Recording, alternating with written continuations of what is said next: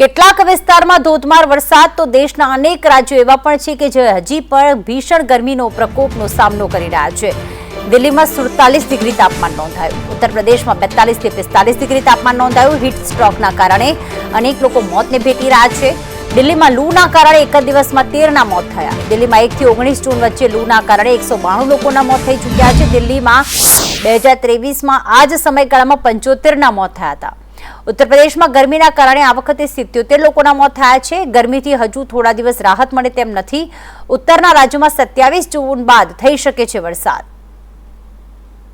તો જે મૃત્યુ આંક છે તેની જો વાત કરીએ તો 2019માં 143ના ગરમીના કારણે મોત થયા હતા। 2020માં 124ના મોત થયા હતા। આ માત્ર દિલ્હીનો આંકડો છે।